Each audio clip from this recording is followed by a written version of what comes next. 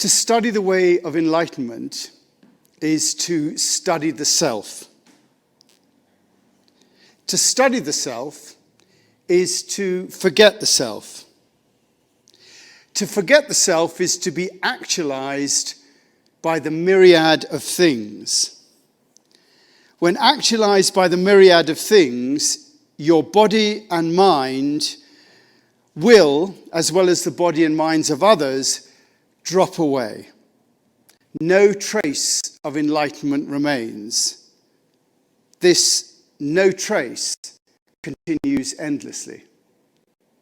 That was spoken by Zen Master Dogen, who lived from 1200 to 1253. And I'll be just sort of unpacking that a little bit. This is the third in a series that I'm doing on the nature of spiritual practice. And in the first week, we looked at spiritual practice as being at the core of our relationship with the essence of all things. If you want to link in with the essence of all things, you've just got to have some sort of spiritual practice. We enter into that practice with trust, not looking for a feeling or an experience, but trusting that a connection is being made with the essence of all things. And for that to happen, we have to first to make a decision. The first step is to make a decision to embark on a spiritual life. And secondly, we have to have the intention to follow through so that we can actually make that connection. And lastly, we have to be willing to allow ourselves to be led by the fruits of that connection. And last week we looked at the importance of being committed to that which is essential, committed to the spirit within us that connects to that ground of all being. This spirit continues, unlike the body or the minds with which we more readily identify, this spirit continues after death. We let go at death of our body and our minds, but the essential spirit carries on. And therefore, to be committed to that spirit is to be committed to the eternal nature of life. So, we're looking at what it means to have a spiritual life. If you're interested in other ones, you can, the podcasts are on if you go wherever you go for your podcasts, if you put Aspen Chapel in your podcast list, it'll download the other ones in the series. But, it's one thing to be committed to the spiritual life and have one's eye on the sort of nature of eternity. But I want to look at another aspect today, how a commitment to spirit affects our relationship with everyday life. How does our commitment to all of this relate to right now? And of course, that commitment begins with our daily practice, with our intention to connect and our willingness to do whatever is necessary to have that connection take place. It begins in that practice. It manifests in that practice with our decision to stay with that practice, whatever that your practice might be, whether it be a mantra or your breath or prayers or a chant or having your eyes on the horizon.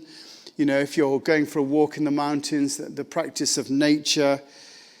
The idea is to stay with that rather than being turned away to that which is temporary, that which is temporal, that which is of the world, that which concerns our minds and our bodies. So when you have a spiritual practice, you give house room to that essential nature, and you put your attention there rather than on your minds and your bodies.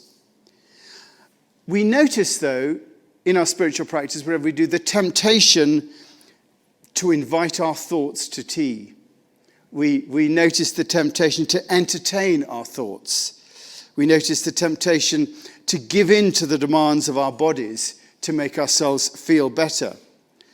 But in our practice, we're committed to the focus on that which is essential. Our heart manifests as breath or prayer or mantra or as the horizon. And in doing so, we make our choice for the eternal rather than the temporal. That's what we do in our practice. Christian Dillo, who's a Zen master who's coming next year to speak here, he says, This concentration is not the concentration of a watchmaker, intently focused on the detail of the object in front of them. It is a wider field of awareness. This attention is a relaxed readiness of attention, a relaxed readiness to notice whatever comes. Suzuki Roshi compared it to a frog who is sitting relaxed but alert at the edge of the water, ready to fling his tongue into space when a fly comes close enough to be caught. The mind of the frog is a mind of rest and readiness. Resting is free from any spiritual drive to clarify what my true nature is. Resting and ready awareness reveals itself to be the most intimate way I can exist, and it is completely unproblematic. It makes space for any appearance. So that resting and readiness doesn't try to work out what it's doing. It is just resting and being ready. And so we make our choice for the eternal. And as we get up from our practice, if you have got a spiritual, if you haven't, then do take one up. And if you want to know how, you can give me a ring and come see me and I'll help you do that. But having that spiritual practice is what's important. So we make our choice for eternity. And when we get up from our practice, we carry that into our day. And that's what the practice prepares us for, to carry into our day. We become, in our day, like that frog, resting and yet ready. We see what arises in our day. We are alert to the circumstances that come our way. Circumstances, interesting word, from the Latin word circumstare, which means that which encircles or encompasses. Circum, around, stare, to stand, that which stands around us. That's what our circumstances are, that which stands around us. And we wait, resting in those circumstances like the frog, waiting to respond.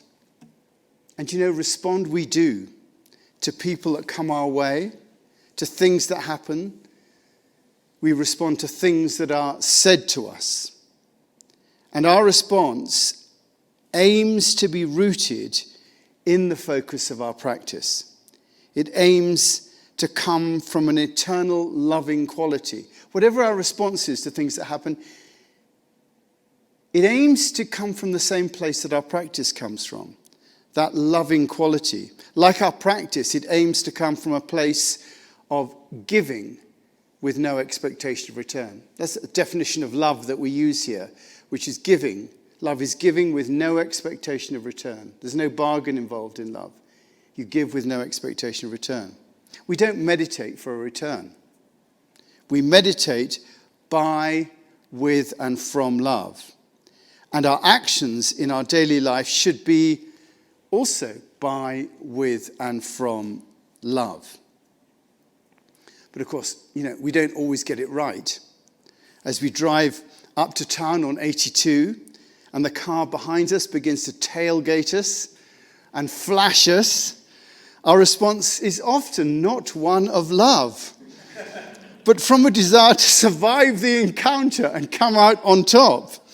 Our fear, our anger gets the better of us, and we're drawn into a spiral of mind and bodily determined action. To stay resting in the moment is not to be affected by the circumstances, but to act in a loving way and probably move over without flipping the other driver off as we do it. Because as Lao Tzu says, this is attributed to Lao Tzu, and I'm sure you've all heard this before, watch your thoughts. They become your words. Watch your words. They become your actions. Watch your actions, they become your habits. And watch your habits because they become your character. And watch your character because it becomes your destiny. And so by resting in that loving awareness, being aware of our thoughts, being aware of our breath, that's how we shape our destiny. You can see how it works. That loving awareness that we cultivate in the practice, in our spiritual practice, that moment, it's like a petri dish for all that happens in our life. And when we make a mistake, which we surely will, then it's with loving awareness that we seek to remedy that mistake. There's always a second chance to remedy any mistake is always remediable. And it shouldn't be arduous. Thich Nhat Hanh says, the practice should be enjoyable and pleasant. The elements called joy and pleasure, mudita and pritin in Sanskrit, joy and pleasure are very important in meditation. If you are suffering during meditation, your practice is not correct. Practice should be enjoyable and pleasant. It should be full of joy. Practice, our spiritual practice, should be full of joy. And so it is with our lives. That commitment to loving awareness brings that joy into our lives. We aim to bring the rigor of that practice into everything we do. That's how our focus should be on life, is to aim to bring the rigor of our spiritual practice, if we have got rigor in it, into everything in our lives. Into everything we do. As we wash up, we do it mindfully.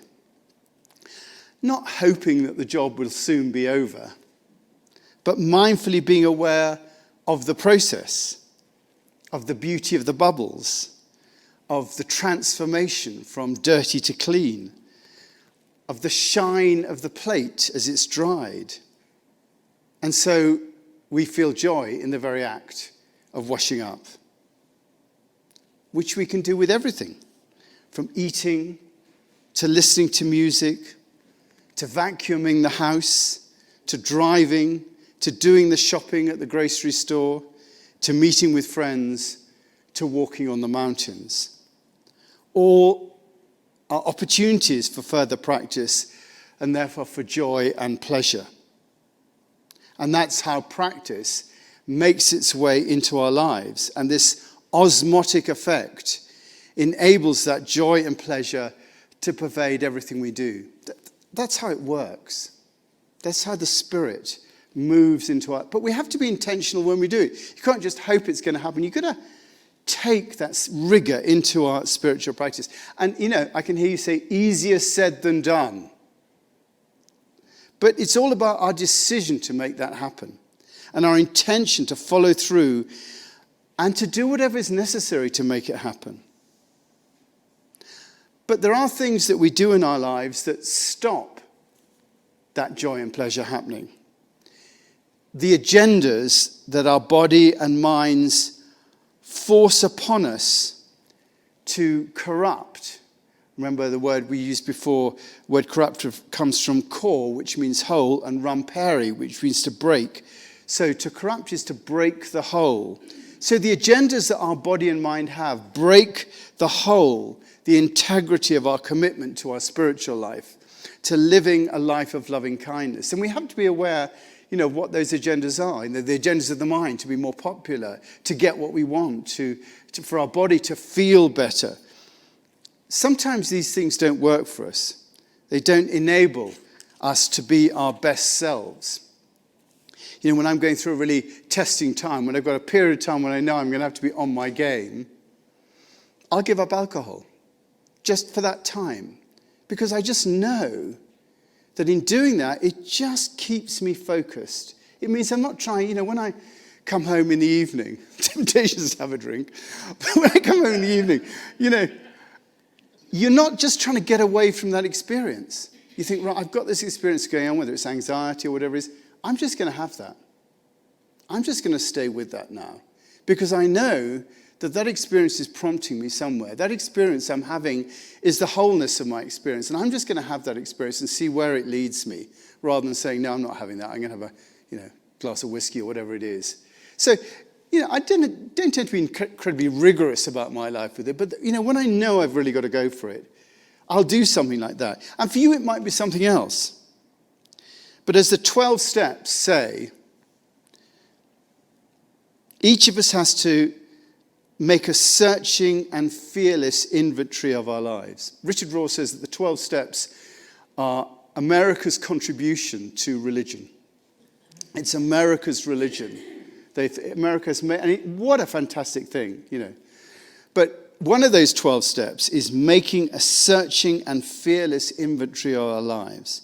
And then take whatever action we know will allow our best selves to show up. And we have to do that. We have to sit there and think, what is it that's working or not working in my life? And you can either just let it be there, in which case, like a bowl that you do, it's always skewing to one side because that thing is always taking you in that direction. To do what's necessary to let go of our agendas and fall back into that commitment to our spiritual practice, which will allow us to be driven by that deep love and wisdom that's at the center of all things, rather than our agendas. If we're driven by that deep love and wisdom, and it really is possible to be driven by that. It's not, completely out of this world. It's completely possible to be driven by that and to offer our lives in loving kindness to the world. And it is about kindness. I love that, Aldous Huxley, who wrote Brave New World, he said, it's a bit embarrassing to have been concerned with all the problems of human life all over the years, to have sorted it all out and tried to work it out. And in the end, all one has to offer by way of advice is try and be a little kinder. And that is where it leads us. That famous, the Dalai Lama saying, my religion is kindness. He said, this is my simple religion. There is no need for temples, no need for complicated philosophy. Our own brain, our own heart, our heart is our temple. The philosophy is kindness. And that's what we come to when we practice. We put that practice into everyday life. To go back to that quote from Master Dogen. To study the way of enlightenment is to study the self. To study the self is to forget the self. To forget the self is to be actualized by the myriad of things. When actualized by the myriad of things, your body and mind will, as well as the body and minds of others, drop away. No trace of enlightenment remains. And this no trace continues endlessly. This is the essence of putting our practice into everyday life. To study the way of enlightenment is to study the self. The spiritual path is one where we look deeply into who we are. We move from identifying with our body minds to identifying with the essential energy and spirit that gives us life. We make that ruthless look at our lives in order to study the self. To study the self is to forget the self. We forget that identification with our bodies and our minds when we study the self, living only for what's eternal. To forget the self is to be actualized by the myriad of things. We respond to the circumstances around us coming from that place of loving kindness. When actualized by the myriad of things, your body and mind will, as the bodies and minds of others, drop away. Our attention to being outside ourselves, to being focused on the Spirit, enables us to focus on the service we make to the world with no expectation of return, and therefore we're not focused on ourselves so much. And then that last line, no trace of enlightenment remains, and this no trace continues endlessly. I love that. No trace of enlightenment remains, and therefore that no trace remains endlessly. In other words, there's nothing to achieve. When you say that, you think you don't have to achieve anything. But actually, when you look at that with that line, it says there is nothing to achieve. And that nothing becomes the emptiness we seek. We're looking to achieve nothing. We're looking to achieve an emptiness. I used a quote from Thich Nhat Hanh last week. Concentration on emptiness is a way of staying in touch with life, as it has to be practiced and not just talked about. This is what we've been talking about, the practice. We observe our body and see all the causes and conditions that brought it to be. Our parents, our country, the air, even future generations. We go beyond time and space, me and mine, and we taste true liberation. If we only study emptiness as a philosophy, it will not be the door to liberation. Emptiness is the door to liberation when we penetrate it deeply and we realize interdependent co-arising and the interbeing nature of all things. So the study of emptiness is really what we're about in the spiritual practice, is that idea that no trace of enlightenment remains and that no trace continues endlessly. There is nothing to achieve, and in achieving that nothing, we become the emptiness we seek. It is all about letting go of the agendas that we fill ourselves up with and to become an empty vessel so that we can be led by the wisdom and love that's within us. The emptiness, in achieving emptiness, we allow that wisdom and love to come through because we're not filled up with all our agendas. The end point of the spiritual path is to forget the path and simply respond to the service that we can make to the world. The end point of the spiritual path is to forget the path. As it says in the 10 ox-heading pictures, which we're going to be studying in the next few weeks, not next week, but the week after, it says, when you know that what you need is not the snare or the set net, but the hare or the fish, it is like gold separated from dross. It is like the moon rising from the clouds.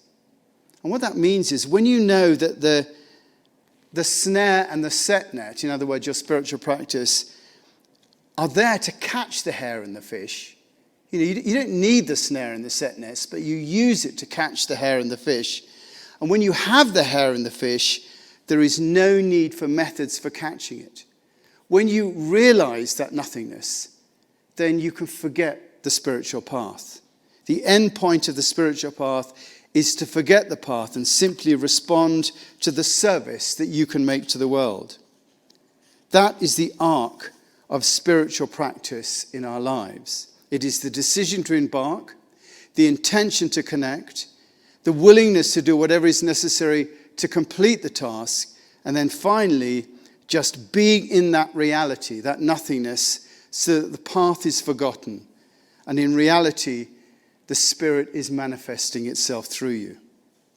And the place we occupy along that arc will dictate how we'll be able to respond. As Zen Master Dogen said, enlightenment is the study of the self. We have to tell the truth about where we are on that arc and respond accordingly so that our best selves can show up. We might be at the beginning of the arc, where we know that there are certain things we need to do that we haven't got a spiritual practice and we need to take it on. We might be halfway through the arc, we've got a spiritual practice, we can start to take it into our daily lives.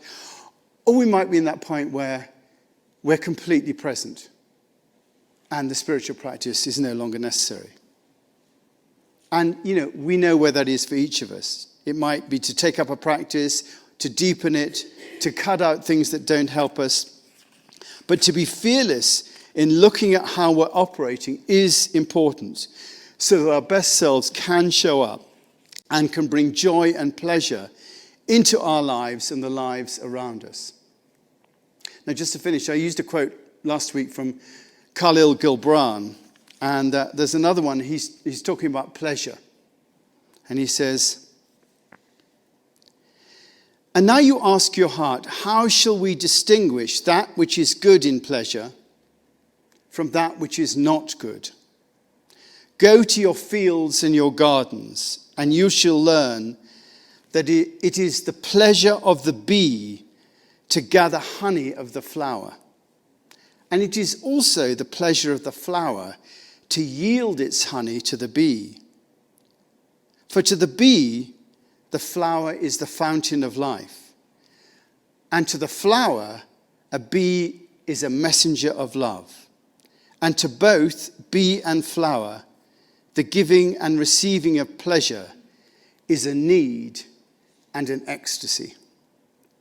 And next week we're going to finish this series by looking at how that ecstasy might show up in our lives. I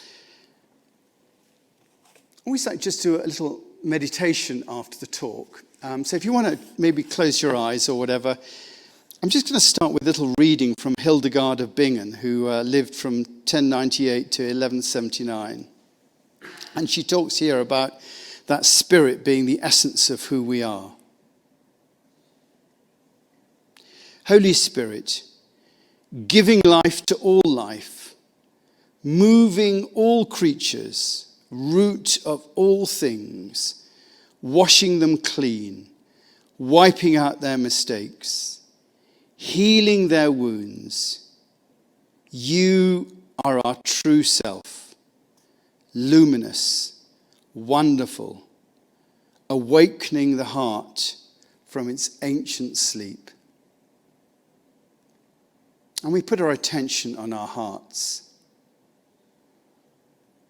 And we invite that spirit to awaken our hearts.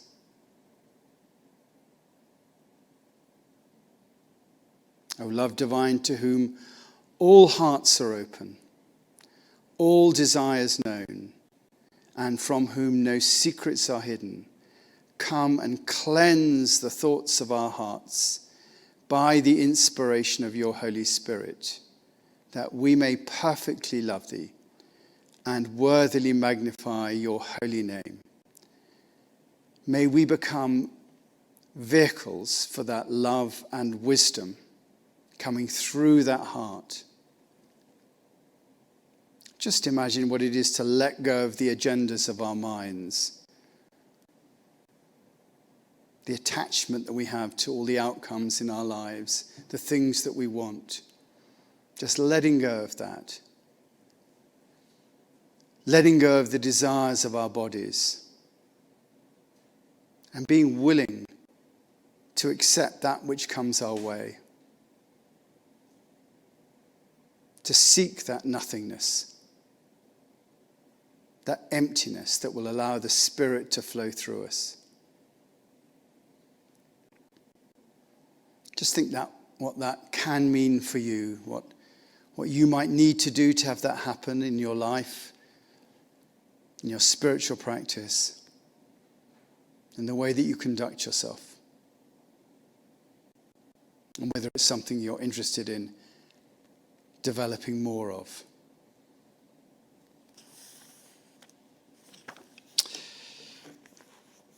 Amen.